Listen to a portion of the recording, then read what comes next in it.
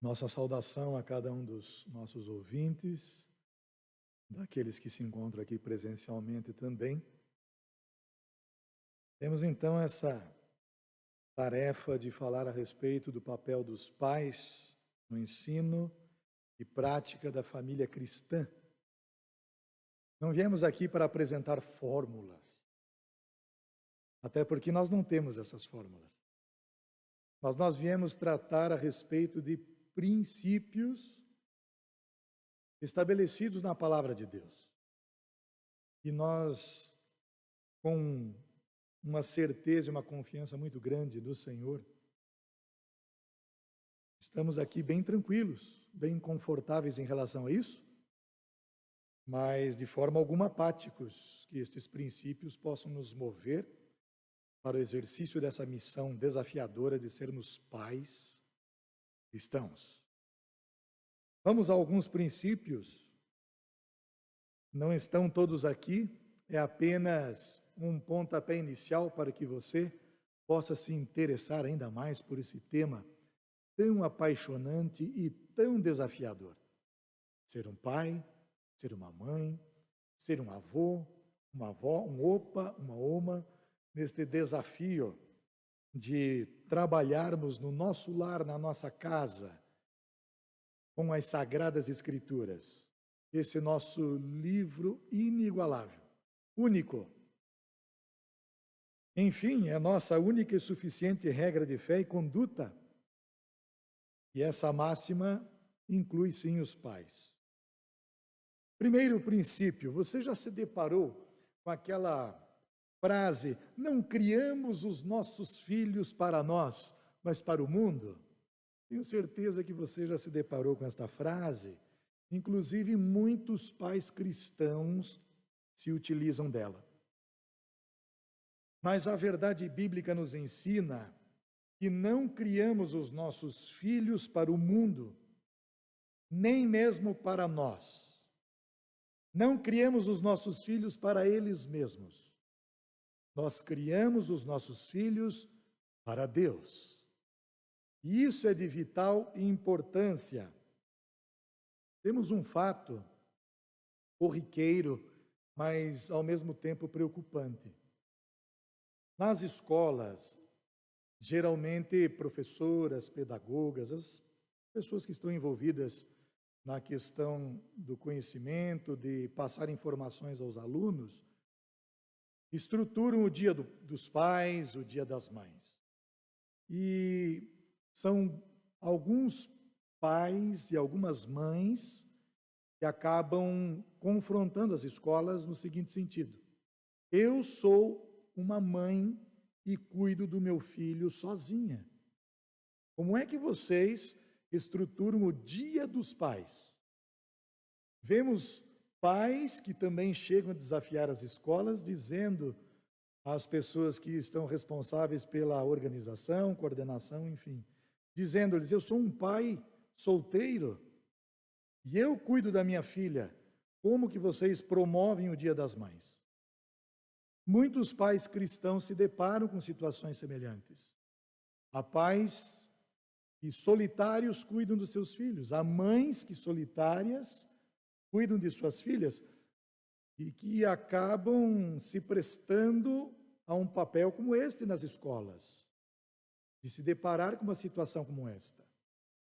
Mas entendam este princípio vital, o princípio da entrega.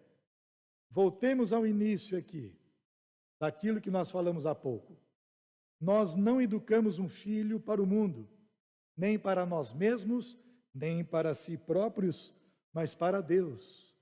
Então, ainda que um pai ou uma mãe estejam criando por sua conta e risco um filho, uma filha, quando este entende e compreende o princípio da entrega para Deus, o dia de um pai ou o dia das mães numa escola é uma grande oportunidade para falar do amor de Deus.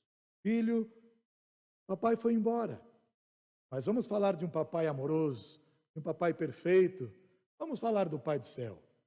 Filha, sua mãe nos deixou, mas vamos falar de um princípio vital. Vamos falar de um Deus que te ama, de um Deus que cuida da nossa casa, de um Deus que nos criou para o louvor da sua glória.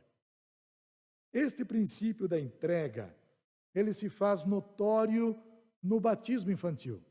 Nós extraímos das Sagradas Escrituras esta questão fundamental para a vida da igreja, para a vida em comunidade.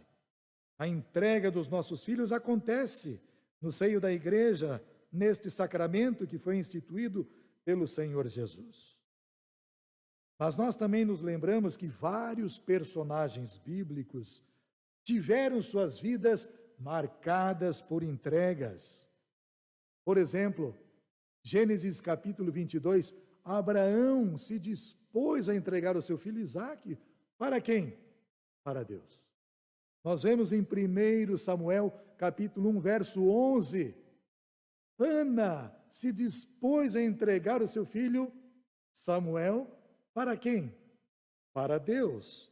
Como nós vemos também em Jó capítulo 1, verso 5, um pai tão preocupado que orava pelos seus filhos e promovia entre eles a purificação como sinal de entrega para quem? Para o Senhor. Então este princípio bíblico, o princípio da entrega a Deus, é vital na família cristã. Mas eu separei também um outro princípio. Pais podem estar com os corações distantes de seus filhos, ainda que se façam presentes. Uma mesada maior não resolve o problema. Um filho chega para o seu pai tão atarefado, tão ocupado, e lhe diz: pai, quanto o senhor ganha por dia? E o pai lhe diz: eu ganho tanto, meu filho. E já em seguida o filho diz para o seu pai: papai, me dá 50 reais. E o pai, muito atarefado, ocupado, não pensa duas vezes e dá aquele dinheiro para o seu filho.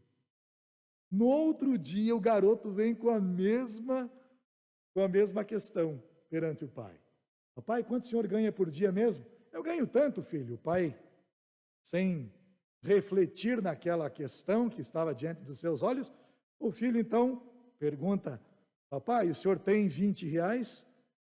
E aí o pai, sem refletir, entrega aquele valor para o filho. E assim foi por uns 5 dias, mais ou menos.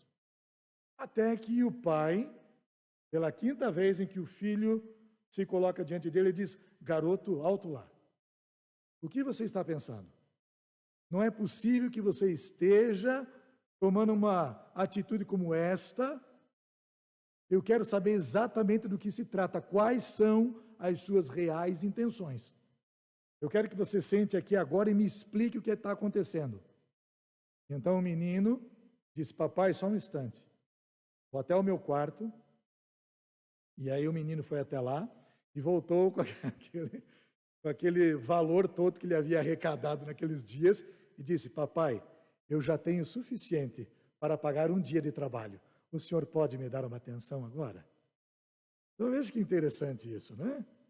Como isso nos traz um princípio interessante, o princípio relacional.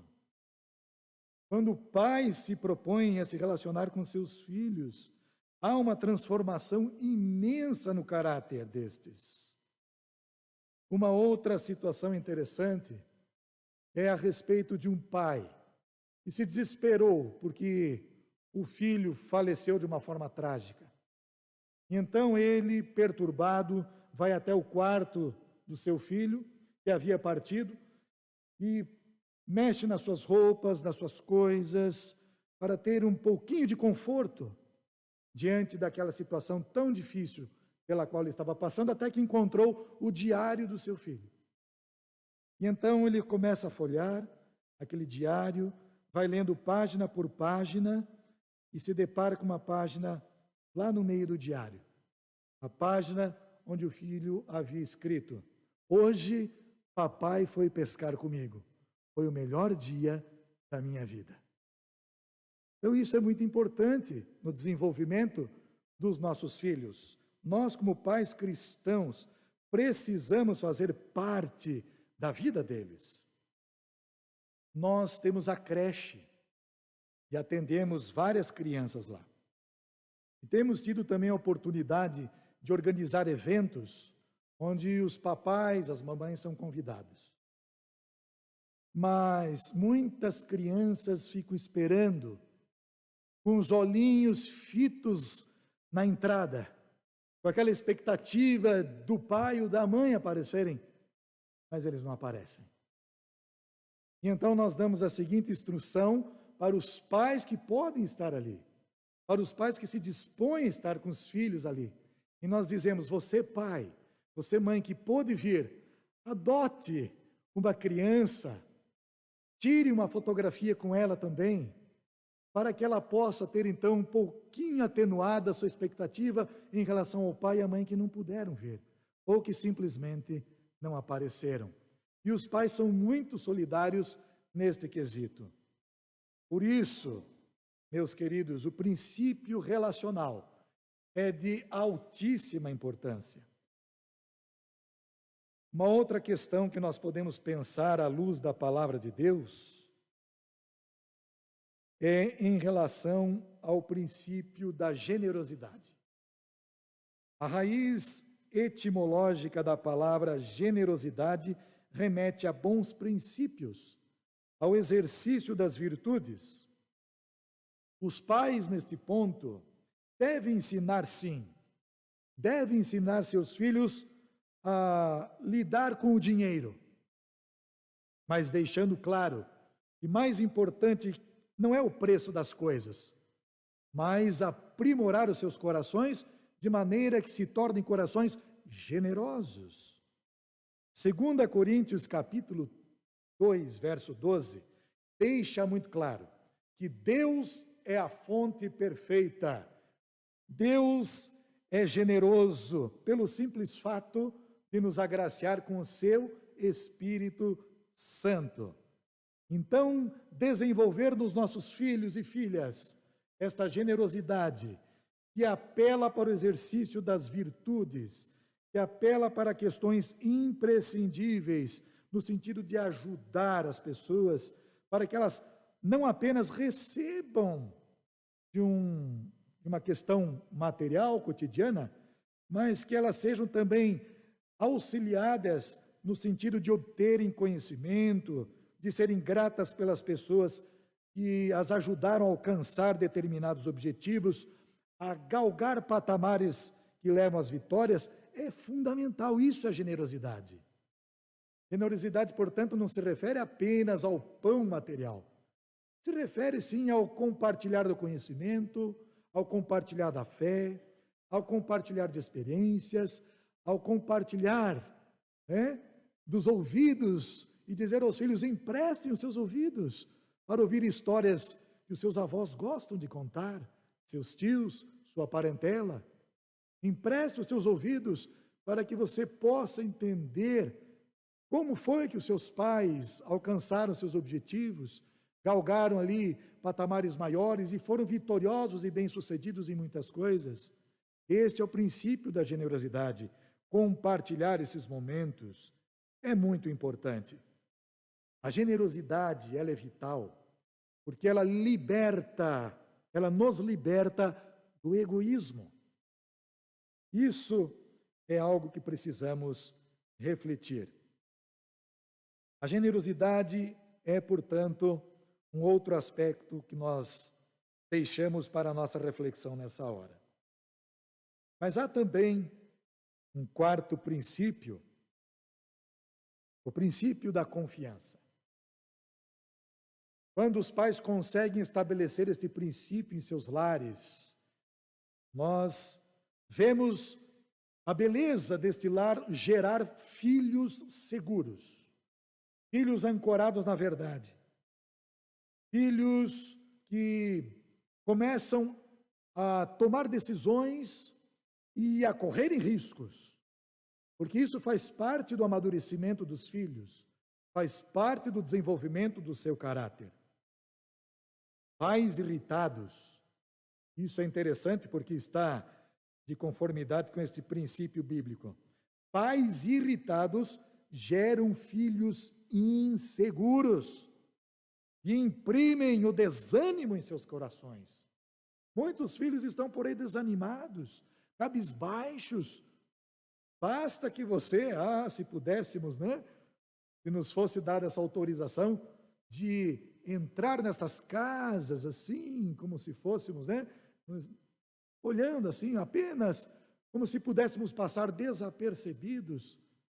Quanta irritabilidade não encontraríamos em muitos pais. Colossenses capítulo 3, verso 21 fala sobre isso. Os pais são exortados a abandonarem estas práticas. Deixa apenas abrir um parêntese aqui. Eu não tenho aqui a pretensão de trazer questão mais voltada para a teologia, esses aspectos, mas eu vim mais por conta desta proposta, uma proposta mais prática, de um pai que não é perfeito, de um pai que não tem essa pretensão, de um pai que tem filhos maravilhosos, mas que não são perfeitos, são 5 filhos, viu? Não são perfeitos também.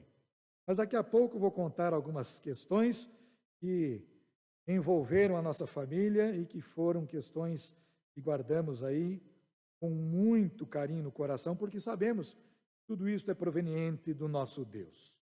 Voltando então a Colossenses 3, 21, pais são exortados a abandonarem a prática da irritabilidade.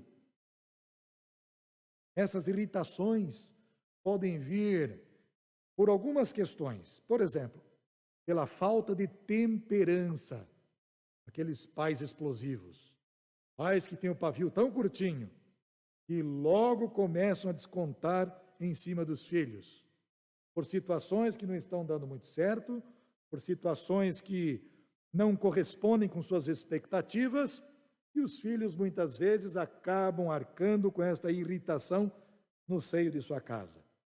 Mas também esta irritabilidade que afeta o coração dos filhos, não irritem os vossos filhos, para que não fiquem desanimados.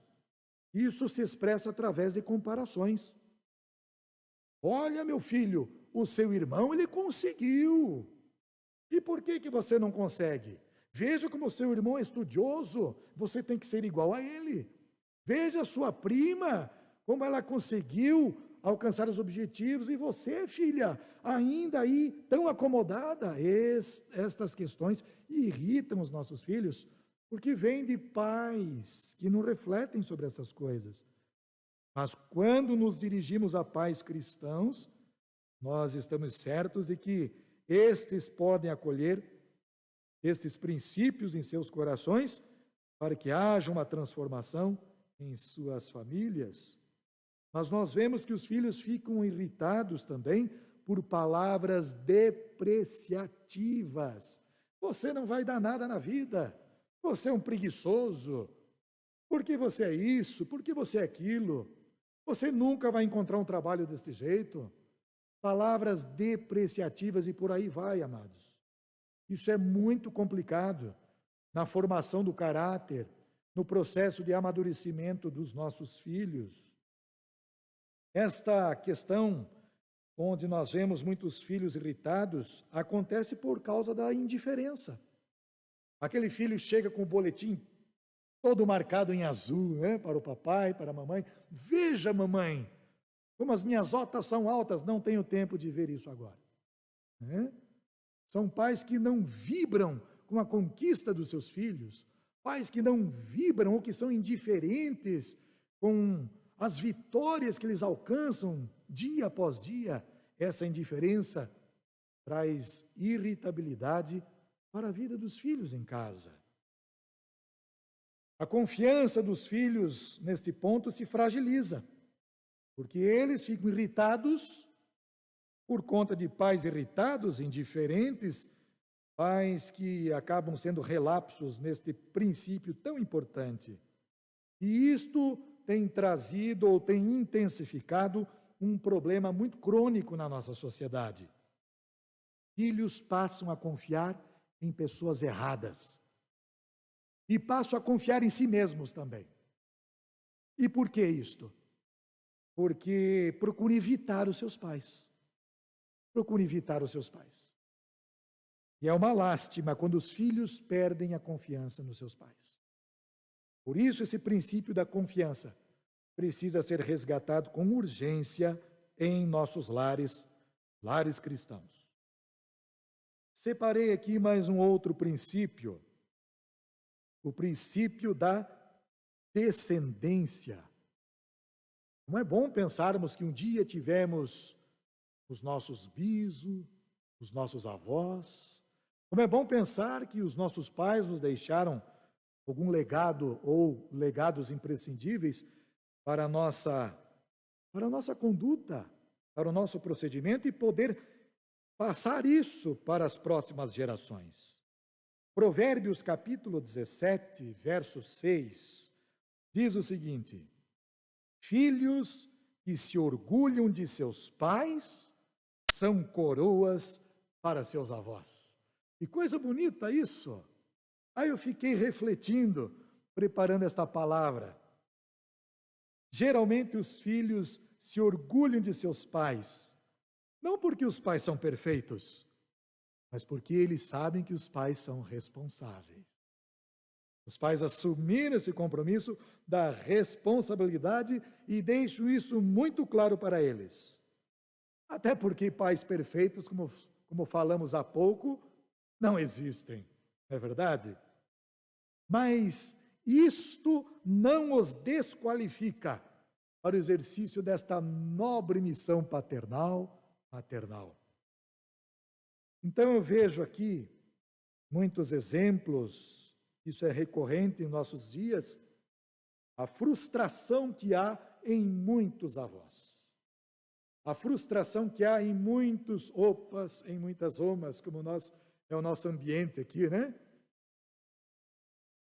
Meus amados, muitos avós se perguntam diante destas frustrações em relação aos filhos que se dirigem ou que se comportam perante os seus filhos de uma forma relapsa.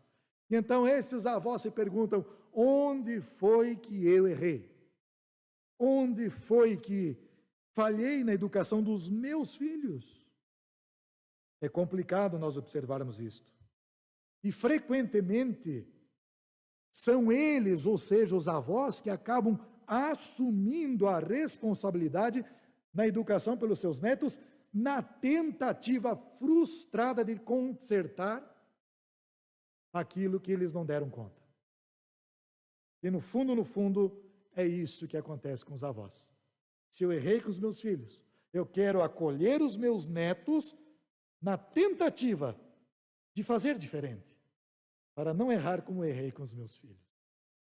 Mas isso é muito complicado. Nós vemos que as coisas não funcionam deste jeito. Muitos avós, por outro lado, se deleitam junto aos seus netinhos, né? Muitos avós podem dizer assim: eu estou aqui para estragar os meus netos. Cabe aos pais a responsabilidade, né, de colocá-los na linha.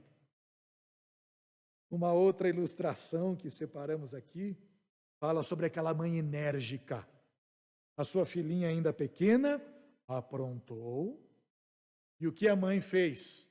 Teve que tomar providências para corrigir aquela menina, a sua filha.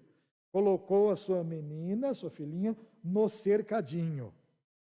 E aquela sua filha começava a chorar, e já estava chorando aos prantos: eu não quero ficar aqui.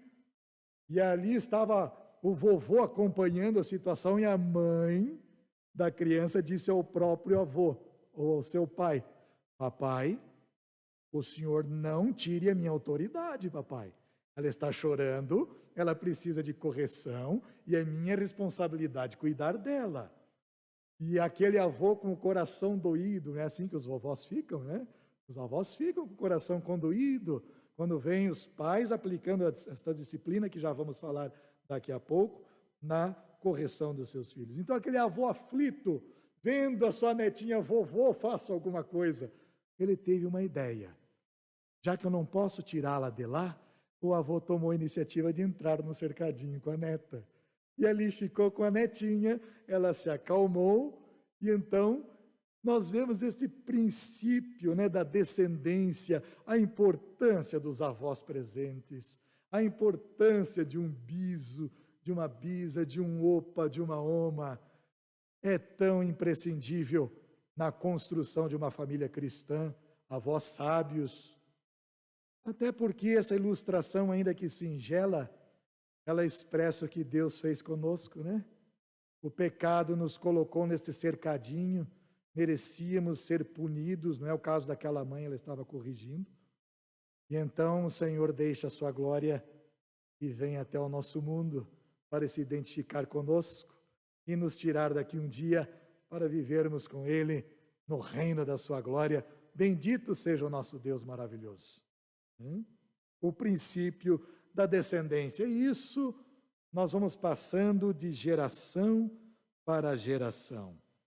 É maravilhoso quando nós entendemos o nosso papel, cada qual dentro da sua correspondência na família cristã. Separamos aqui também um sexto princípio, o princípio da continuidade. E tem tudo a ver, né? Tem conexão com o aspecto da descendência.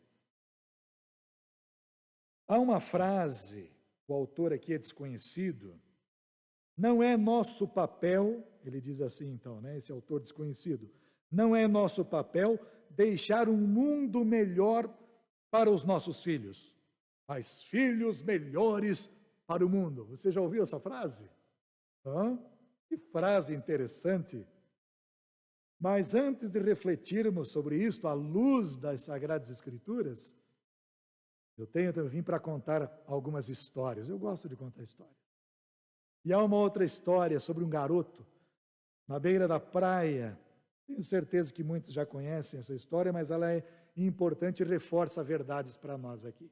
Aquele garoto passeando à beira da praia, tendo diante dos seus olhinhos milhares de estrelas do mar encalhadas. E ele, em sua preocupação, ele toma uma decisão. Curva-se, abaixa-se, pega uma estrela e lança para o mar. E ali ele começa a sua missão desafiadora. Uma estrelinha aqui, outra estrelinha lá, outra estrelinha acolá, e chega então um adulto. E acaba dizendo àquele garoto: menino, o que você está fazendo? Você acha que é capaz de salvar todas essas estrelas aqui, encalhadas na areia? São milhares, é impossível, uma tarefa muito árdua. E aquele menino, no momento em que este adulto chega e indaga a ele sobre, ou lhe faz esta observação, este menino diz para aquele senhor: eu posso não salvar todas elas, mas se eu salvar esta aqui, já estou cumprindo com a minha missão e fico feliz demais da conta por poder devolvê-la ao mar. Então é isso que nós temos que observar na palavra de Deus e saber que pais cristãos vão além, porque estão alicerçados na verdade bíblica. E deixar filhos melhores para o mundo, claro que é um propósito interessante, mas não é suficiente. Não é suficiente. Na mente destes pais, dos pais cristãos, o interesse maior é deixar filhos preparados para a obra de Cristo, para desempenhar bem o seu papel como cristão e como cristã. E isso interfere, consequentemente, diante de uma sociedade que será impactada com estes outrora meninos e meninas que agora crescidos promovem a transformação e vou além, a santificação de uma cultura ímpia, degenerada. Este é o papel de pais. É inevitável, amados, é inevitável. Um dia nós vamos olhar para os nossos filhos e filhas, netos e netas, a descendência que o Senhor permite que tenhamos diante dos nossos olhos para lhes dizer: tchau, meu filho. Tchau, minha filha. Chegou a minha hora. Estamos indo embora. Eu estou indo embora. E nós vamos embora mesmo. No dia da nossa partida, será um momento difícil nos despedir. Não é fácil. A despedida não é fácil, mas quando este dia chegar, levaremos a certeza, se nós não estivermos com eles, Deus será a continuidade. Deus estará na sequência dos dias que eles vão viver, sem nós, mas com Deus, firmes na rocha eterna, que é Cristo Jesus, nosso amado Senhor e Salvador. Mas hoje, que ainda não é o dia da despedida, né? Mas hoje está em nossas mãos o dever de formar uma geração de nobres, de filhos e filhas capazes de promover a transformação social.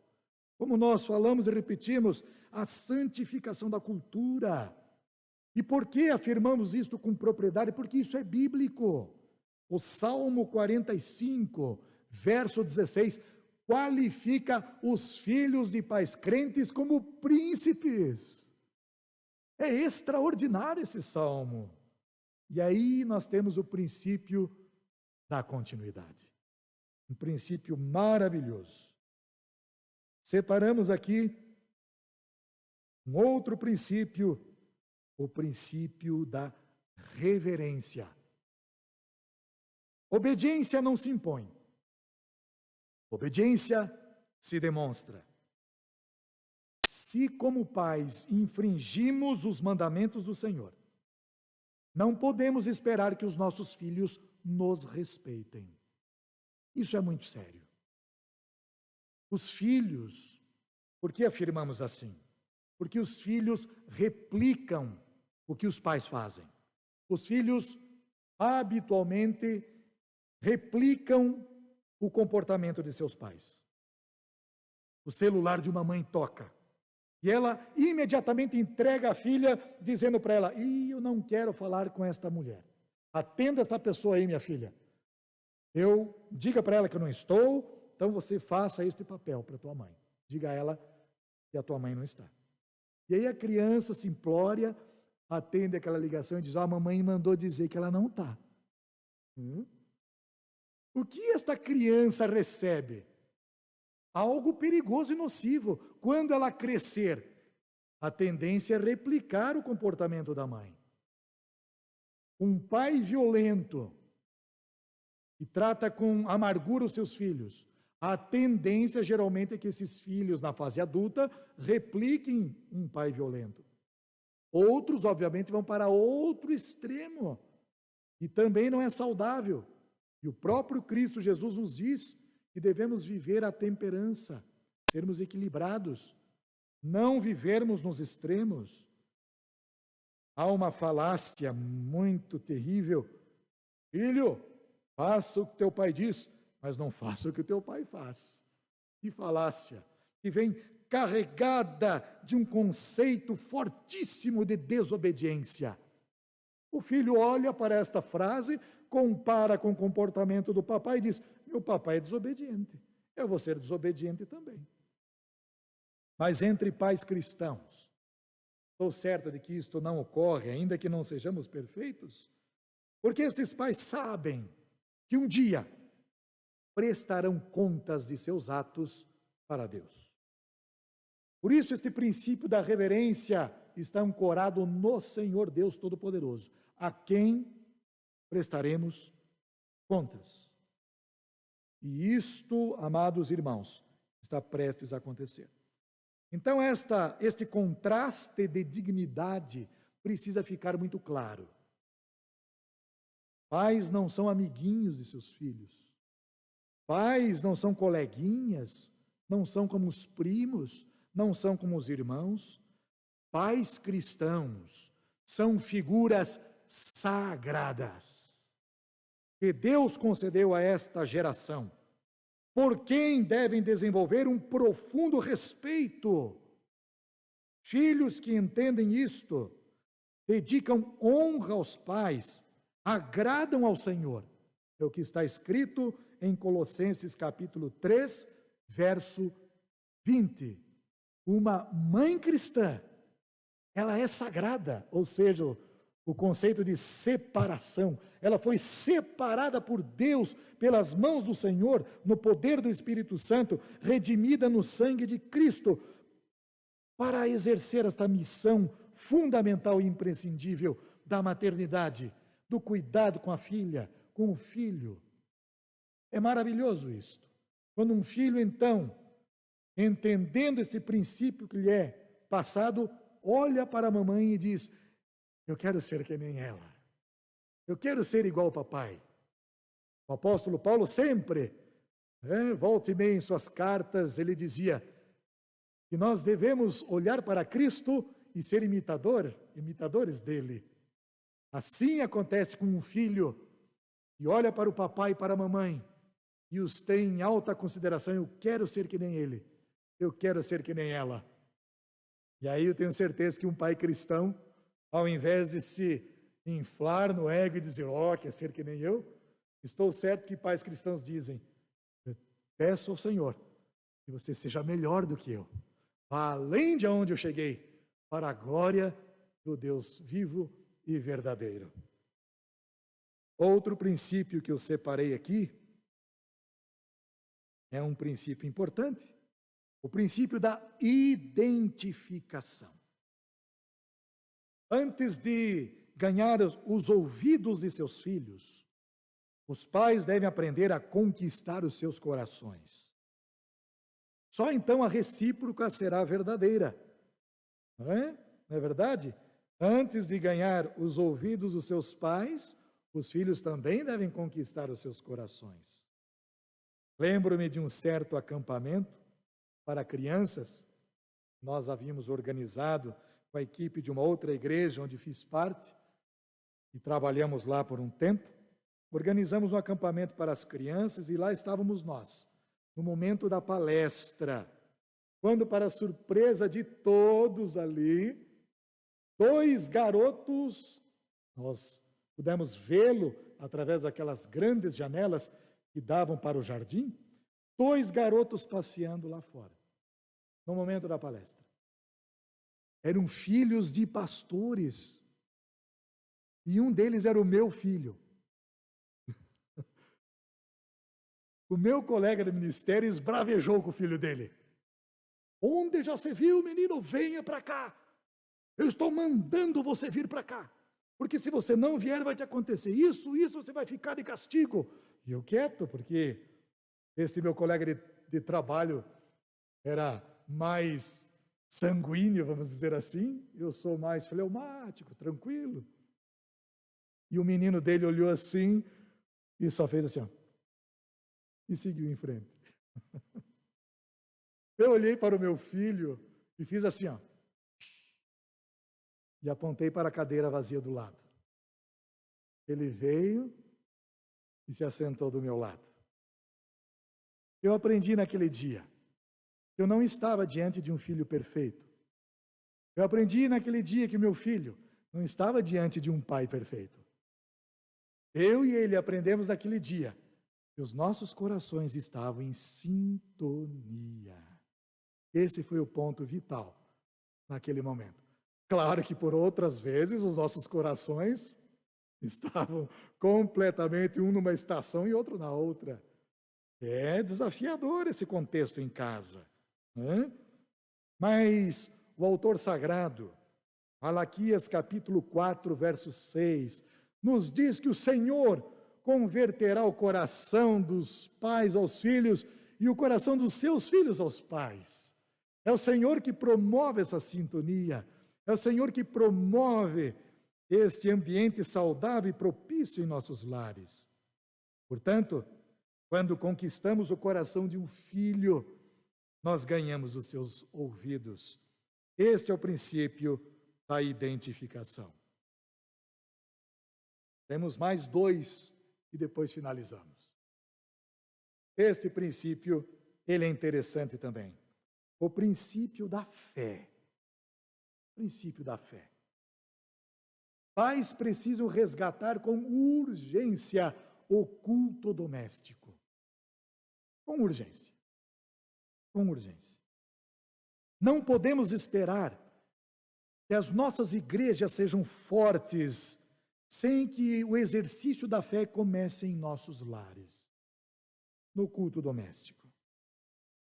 Romanos capítulo 10, verso 17 nos diz que a fé vem pelo ouvir da palavra de Cristo. É em casa que nós falamos do amor de Cristo, que falamos das virtudes de Cristo, da salvação de Cristo, do amor de um Deus eterno, de um Deus Pai Todo-Poderoso, que criou os céus e a terra.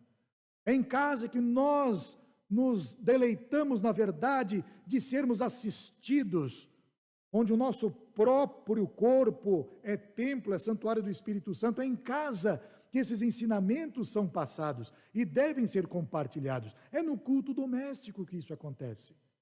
É em casa onde nós podemos abrir o catecismo e ter os nossos filhos assentados ao nosso redor para ensinar-lhes estas convicções. São palavras extraídas da nossa infalível regra de fé e prática, as Sagradas Escrituras. É em casa que isto começa. Há uma outra história. Um pastor ficou muito assustado. O pastor estava em seu gabinete, em anexo ao templo, quando vê um caminhão de mudanças encostando em frente à igreja. Ele sai para ver o que estava acontecendo. Era a irmãzinha, com toda a sua mobília e os seus filhos juntos. Pastor, estou mudando para a igreja. O pastor ficou meio sem entender. Como assim mudando para a igreja? Pastor, eu quero morar na igreja. Trouxe toda a mobília da casa, porque eu com os meus filhos queremos morar aqui. Mas minha irmã não tem cabimento uma coisa dessa? Por que a irmã quer morar na igreja? Ah, pastor, porque aqui na igreja o meu marido é uma outra pessoa. O meu marido é um outro pai. Meu marido é uma outra pessoa. Terrível isso, não é uma ilustração simplória, mas que expressa muitas vezes o sentimento de muitas pessoas. O princípio da fé não pode ser vivida só como prática de poucas horas no final de semana. Este princípio da fé é vital para um despertamento vocacional a partir das famílias. E aqui, uma observação que me preocupa muito.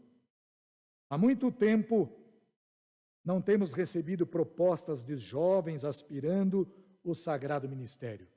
Temos sim um jovem, na nossa igreja, que começou a fazer a faculdade. Mas é muito triste quando nós identificamos isso. O que está acontecendo com as nossas famílias? E então nós olhamos para a igreja. É culpa da igreja? É culpa das famílias? Vamos assumir isso como família, Ô Senhor, tem misericórdia das nossas vidas.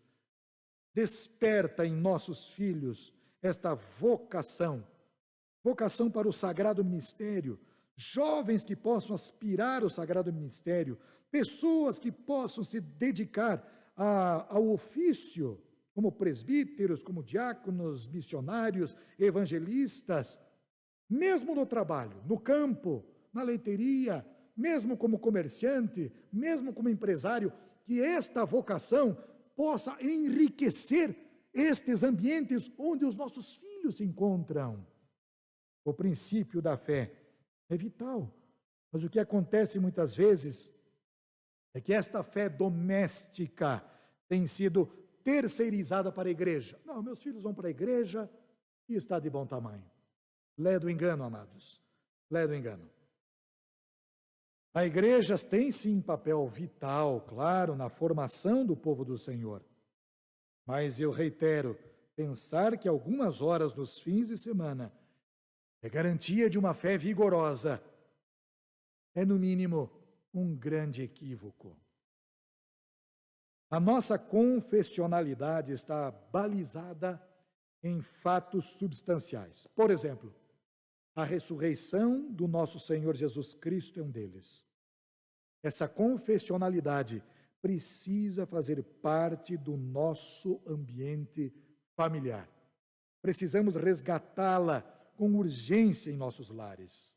O princípio da fé que nos vem por esta confessionalidade contribui sim para que os corações dos nossos filhos e filhas amadureçam e frutifiquem neste maravilhoso presente que recebemos das mãos de Deus, a dádiva da fé. essa vivência em casa vai, com certeza, proteger os nossos filhos e filhas de uma cultura ímpia, degenerada, extremamente perigosa. E, por fim, um princípio que nós falamos ainda há pouco, o princípio da disciplina. Exercer a disciplina não é fácil. É um grande desafio. Ainda mais quando os nossos filhos e filhas estão debruçados em cima desse equipamento, não é mesmo? Exercer a disciplina. Nós não estamos aqui, como pais cristãos, nos referindo à disciplina no sentido punitivo da palavra. A disciplina, ela é corretiva, é para a libertação. E esta disciplina deve ser exercida em amor, mas também na verdade, com firmeza. Pais que retêm a disciplina, com esta disciplina, eles acabam comprometendo o desenvolvimento dos seus próprios filhos e filhas. A disciplina, ela está associada a este caráter, né, de repreensão severa, mas disciplina não é isto. Disciplina contém um conceito muito mais profundo biblicamente falando. Quando a Bíblia fala de disciplina, a Bíblia está falando de treino que vem por meio das práticas rotineiras em nossa casa. Disciplina é isso, práticas rotineiras.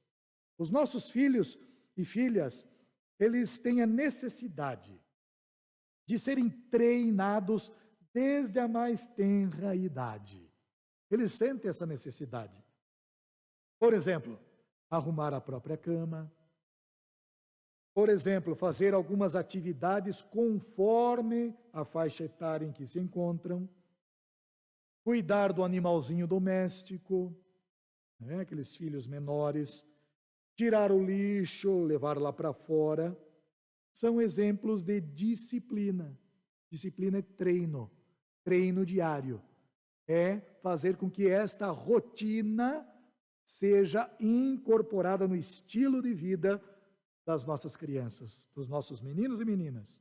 E à medida em que o tempo vai passando, nós vamos delegando ou treinando os nossos filhos para tarefas maiores e mais complexas. E aí nós vamos imprimindo por meio da disciplina a responsabilidade no coração deles e delas. É fundamental. Eu gosto de cortar a grama, mas eu não gosto muito de lavar o carro, não. Nas duas situações, ainda pensando nos meus filhos pequenos, hoje eles são grandes, né? Hoje eles fazem por conta e risco, mas as minhas crianças, no tempo em que elas eram menores, e me refiro às duas mais novas, quando eu ia cortar a grama, elas imediatamente acabavam se envolvendo comigo, dizendo: papai, eu posso ajudar o senhor? Então, na minha mente, eu já tinha formado o seguinte: eu vou levar aqui 1h30, 2 horas para cortar o gramado. A maquininha não é tão boa assim, né? Então, eu vou gastar esse tempo aí. Mas quando elas acabavam por se dispor em me ajudar, eu pensava: vai longe o trabalho, vai longe. E então nós ficávamos ali a manhã toda cortando a grama. Começávamos às 8 da manhã, era 1h da tarde e nós terminávamos com a esposa: venham almoçar, está na mesa. E então eu acabei descobrindo que passar a manhã toda com as minhas filhas era melhor do que o serviço em si. Aquele serviço não ficava do jeito que eu queria que ficasse, porque elas eram limitadas. Elas não sabiam cortar a grama como eu queria que a grama ficasse. Elas não sabiam varrer uma calçada como eu gostaria que a calçada ficasse. Elas não sabiam guardar aquele volume da grama que sobra naqueles sacos que depois eram descartados. Elas não sabiam. Mas eu aprendi com o Papai do Céu: filho, você acha que o trabalho que você faz para mim é do jeito que eu quero? Veja as suas limitações. Veja o quanto você é pequeno. Veja o quanto você precisa de mim. Mas o que é mais importante que eu aprendi neste princípio da disciplina é que o Senhor não afasta a sua mão de nós. Porque para Deus não há privilégio maior do que estar no meio do seu povo. Ainda que pequeno, fragilizado pelas consequências danosas do pecado, mas ali está o Senhor, enchendo o nosso coração de alegria para uma obra que continua, sob a disciplina, porque o que nós estamos fazendo aqui, amados, não passa de um treino, da obra que nos aguarda junto a Cristo. Muitos pensam que o céu será o descanso. Claro que será. Vamos descansar em Cristo e podemos fazê-lo já. Mas o céu é um lugar de uma obra que será perpétua, a obra do louvor, a obra da adoração, a obra do aprendizado eterno diante de um Deus cuja fonte de sabedoria é inesgotável. E eu não quero estar lá sozinho. Eu quero vê-los lá também. Mas quero ver os meus filhos também. E quero ver as minhas netas e netos usufruindo deste lugar maravilhoso que a palavra nos garante está sendo preparada pelas mãos de Cristo Jesus. Não se turbe o vosso coração. Creiam em Deus. Creiam também em mim. Pois na casa do meu Pai há muitas moradas. Se assim não fosse, certamente eu lhes diria nesta hora, pois vou preparar-vos lugar. Evangelho de João, capítulo 14, verso 1. Eis os princípios, foram 10, chegaram até aqui, graças a Deus, né? Que Deus então nos abençoe a todos. São apenas alguns princípios que a gente coloca diante da sua vida, para que você possa se engajar e descobrir outros tantos que nos vem à luz pelo estudo sistemático, diário, da nossa meditação constante na palavra de Deus. Deus seja glorificado e exaltado em sua beleza, em sua majestade, em sua formosura, bem como na igreja, bem como também em nossas famílias. Louvado seja o nome do Senhor. Muito obrigado.